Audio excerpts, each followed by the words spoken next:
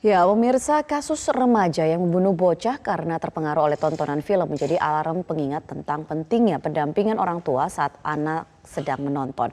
Nah, masalahnya dengan luasnya akses anak terhadap berbagai tontonan, khususnya dari media sosial, ini membuat pengawasan yang harus dilakukan orang tua semakin sulit. Nah, apa yang harus dilakukan? Kita akan membahasnya bersama dengan Komisioner Komisi Perlindungan Anak Indonesia. Ada Ibu Margaret Aliatul Maimunah di sini. Selamat pagi, Bu Margaret. Selamat pagi, Mbak. Bu Margaret, ini kalau kita lihat kasus terakhir yang terjadi ini semakin menegaskan bahwa memang pengaruh konten tontonan yang penuh dengan kekerasan seperti itu ini sangatlah besar terhadap perkembangan perilaku anak, termasuk juga perkembangan psikologis ya seperti itu. Ini memang bukan penyebab utama, ini adalah trigger, tetapi kalau dari KPAI melihat kasus yang terjadi ini apa? Ya, kalau KPAI melihat sebenarnya memang tontonan menjadi salah satu hal yang bisa mendorong atau menyebabkan anak untuk meniru apa yang dia lihat dan apa yang dia tonton. Karena kalau KPAI kan melihat anak ini hidup pada masa the golden age, di mana dia itu proses tumbuh kembangnya sangat dipengaruhi oleh apa yang dia lihat, apa yang dia tonton, dan itu membutuhkan ada seorang pendamping untuk memberikan filter bahwa apa yang dia lihat itu adalah satu hal yang baik yang boleh ditiru, atau itu sebagai satu hal yang tidak baik yang nggak boleh ditiru. Oke, soal filter ini kan adalah hal yang paling krusial, tetapi juga paling banyak miss atau tidak dilakukan seperti itu. Misalnya soal orang tua ataupun juga pengasuh ketika misalnya orang tuanya bekerja. Ketika di rumah itu mereka tidak terus menerus dipantau tentang apa tontonan mereka. Betul banget, itu sangat betul sekali. Banyak sekali pendampingan atau pengawasan kepada anak terkait dengan apa yang dia tonton ini tidak diberikan oleh orang tua atau pengasuh, bahkan ketika di sekolah pun juga terjadi hal yang sama, kan begitu. Jadi memang ini perlu menjadi perhatian dari orang tua atau orang dewasa yang ada di sekitar anak untuk memperhatikan apa yang ditonton oleh anak. Oke, selama ini kan himbauan sudah banyak, Bu. Terus menerus ada himbauan, kemudian juga ada soal klasifikasi umur mengenai di tayangan, mau itu di televisi ataupun juga misalnya mungkin di bioskop. Tetapi tidak banyak orang yang patuh terhadap itu. Nah, apalagi yang sebenarnya selama ini sudah dilakukan kok sampai sekarang ini masih masih abai. Saya kira mungkin kita masih perlu terus melakukan atau mendorong kesadaran masyarakat betapa pentingnya ada pendampingan terkait dengan tontonan ini. Karena anak-anak kan tidak punya filter yang bagus untuk bisa membedakan apa yang dia lihat, apa yang dia tonton itu sebagai suatu hal yang baik untuk bisa ditiru atau sebagai suatu hal yang tidak baik yang nggak boleh ditiru. Anak nggak punya filter. Nah, dalam hal ini yang punya filter adalah orang dewasa, sehingga perlu ada kesadaran. Masyarakat harus digugat terus nih, orang tua harus digugat terus bahwa penting banget untuk melakukan pendampingan kaitannya dengan tontonan anak. Nah, apakah ini banyak terjadi ataupun filter ini selalu diabaikan seperti itu? Apakah di kalangan orang tua ataupun di keluarga mungkin yang cenderung berpendidikan, atau misalnya mungkin keluarga kelas menengah ke bawah yang mungkin pendidikannya tidak begitu tinggi seperti itu, atau sama saja sebenarnya? Dalam beberapa kasus tidak bisa juga kemudian ada klasifikasi karena pendidikan ya.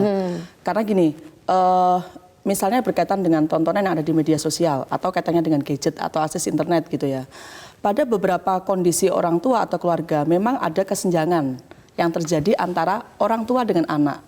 Kaitannya dengan orang tua yang dulu ketika masa kecilnya tidak pernah mengenal yang namanya media sosial atau gadget. Jadi sehingga dia kurang punya pengetahuan terkait dengan bagaimana mengoperasionalkan atau lain sebagainya begitu. Sementara anak hidup pada zaman sekarang yang dari kecil memang sudah terpapar dengan gadget, sehingga kemudian mereka jauh lebih pintar. Nah, di sini memang terjadi ada minimnya pengawasan dari orang tua karena orang tua nggak memiliki pemahaman.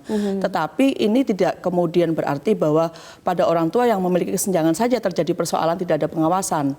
Pada keluarga yang katakanlah orang tua termasuk golongan katakanlah milenial ya, atau sudah memahami bagaimana mengoperasionalkan gadget, mereka adalah orang-orang yang hidup dalam masa penuh dengan kesibukan, sehingga kemudian malah justru yang terjadi sebaliknya, gadget ini menjadi sebagai salah satu pengganti dari katakanlah pembantu ya. Ketika dia lagi sibuk di rumah, daripada anak rewel atau anak mengganggu, udah kasih aja gadget.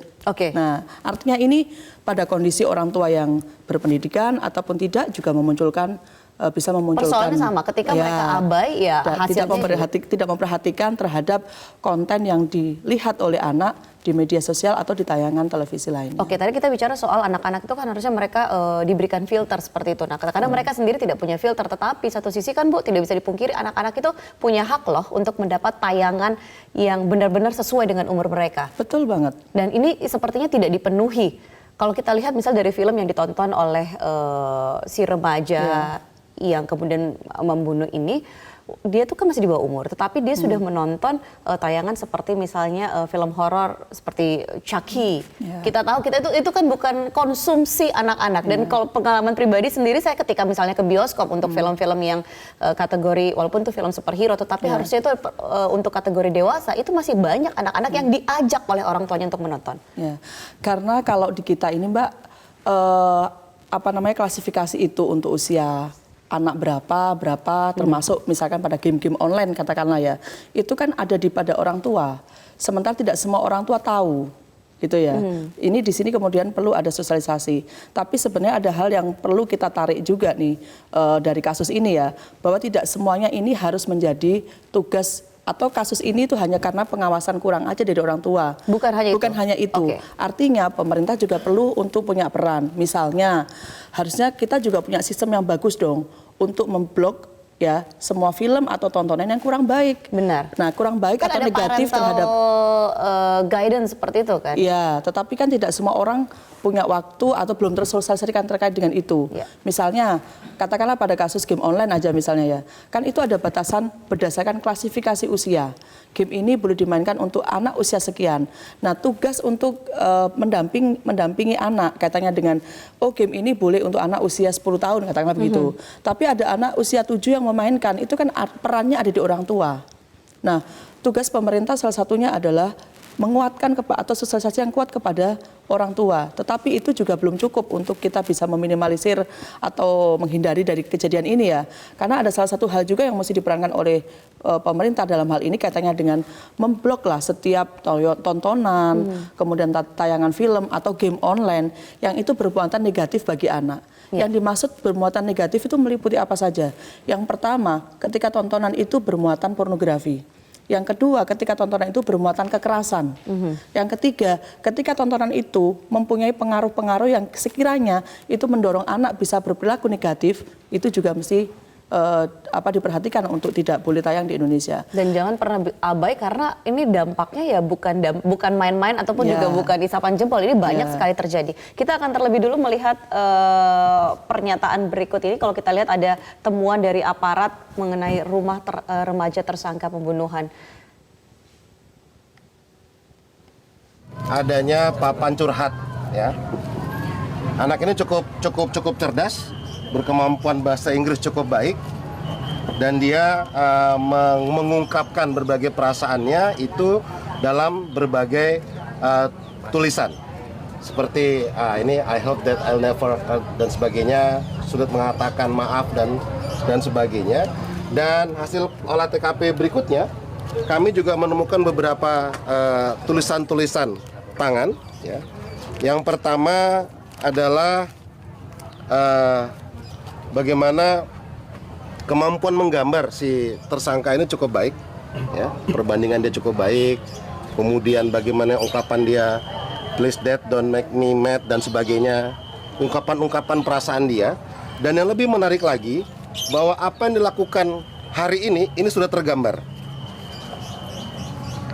Ini adalah gambar seorang wanita dengan terikat, keep calm and give me torture.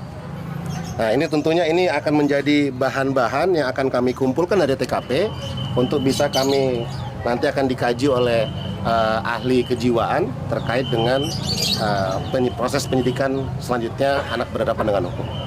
Ya, tadi kita lihat seperti apa temuan yang didapatkan oleh pihak kepolisian dari rumah pelaku ini. Kalau kita lihat tuh ada gambar-gambar, kemudian juga sebenarnya sudah seperti direncanakan seperti itu. Dia benar-benar memikirkan.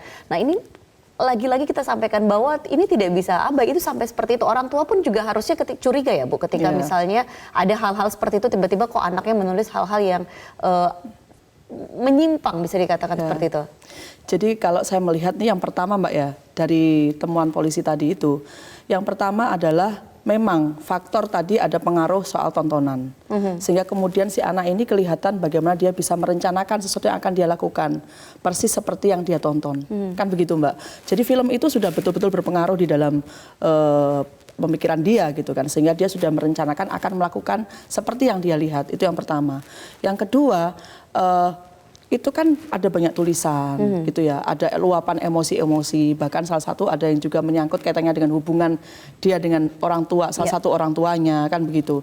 Nah ini artinya perlu ada pendalaman terkait dengan hal ini. Sebenarnya film menjadi salah satu motivasi katakanlah dalam kasus ini, tetapi ini ada hal yang perlu ada pendalaman nih terkait dengan psikologis anak ini, terkait dengan pengalaman-pengalaman dalam kehidupan dia. Dan apa yang menyebabkan kemudian kenapa dia punya kecenderungan seperti gitu ini. Kan, ya. Baik. Nah, Ibu, lantas apa yang harus kita lakukan ketika tadi misalnya KPAI melihat bahwa klasifikasi umur itu tidak begitu efektif, lantas apa yang benar-benar harus dilakukan, tidak hanya orang tua tetapi juga oleh negara mungkin, untuk membentengi anak-anak Indonesia ini dari tayangan-tayangan yang tidak mendidik, tayangan-tayangan yang mengandung unsur kekerasan ataupun juga unsur-unsur negatif lainnya? Kalau KPAI dari dulu sejak proses penyusunan Permen Kominfo terkait dengan game online itu yang berdasarkan klasifikasi usia, kita nggak setuju Mbak. Kalau kita KPAI adalah zero untuk semua tontonan, baik itu di televisi ataupun media sosial yang bermuatan negatif. Harusnya ada sanksi tegas seperti itu ketika masih ada yang menayangkan.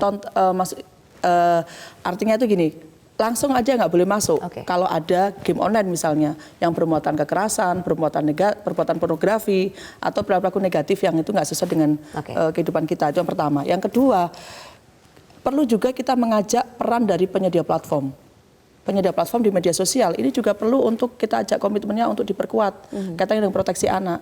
Jadi ketika ada orang-orang yang mau mengupload hal-hal yang berkaitan dengan itu tadi, bermuatan negatif karena pornografi, kekerasan dan lain sebagainya itu tadi, itu dia juga harus ikut serta untuk memblok. Baik. Gitu. Baik. Nah, terakhir Bu, singkat saja, kita tahu bahwa pelaku ini masih di bawah umur, jadi penanganannya pun juga harus tepat seperti itu. Nah, apa yang akan dilakukan oleh KPAI? Karena ya tentunya ini juga jangan sampai kemudian masa depannya pun juga menjadi menjadi rusak seperti itu.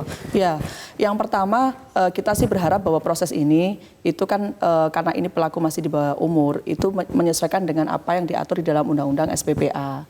Bahwa di situ memang kalau untuk anak pelaku tindak pidana, kalau usianya itu belum mencapai 14 tahun, kan itu kan akan diberlakukan tindakan saja, bukan pidana yang dalam artian pemberian sanksi pidana. Tapi karena ini usianya sudah 15 tahun, memang di dalam undang-undang itu kalau usia di atas 15 tahun dengan ancaman pidana di atas 7 tahun ke atas, itu baru diberlakukan pidana sanksi pidana gitu ya. Nah, tapi dalam kasus ini sih kita berharap bahwa saya belum tahu, belum ngecek ancaman hukuman yang diinikan oleh polisi berapa, karena kan polisi sedang melakukan penyidikan ya. Jadi ini proses ini harus memperhatikan dan mempertimbangkan kondisi terbaik bagi anak. Itu yang pertama. Yang kedua, kami menyayangkan banget Mbak, sebenarnya ada banyak penayangan berita-berita yang itu identitas anak ini dibuka gitu loh. Jadi kita mohonlah kepada seluruh media, baik itu di media sosial atau apapun, kalau mau menayangkan berita seperti ini, harusnya identitas anak jangan sampai dibuka. Karena biar walaupun bagaimana kita semua harus miris, menjaga. Kita semua sedih dengan tindakan ini, tetapi tentunya dia pun juga masih memiliki hak sebagai anak. Betul. Terima kasih Bu Margaret sudah bersama kami di Metro Pagi Prime Time, dan pemirsa kami akan segera kembali dengan sejumlah informasi lainnya, di antaranya adalah informasi perakiraan cuaca untuk hari ini. Tetap bersama kami.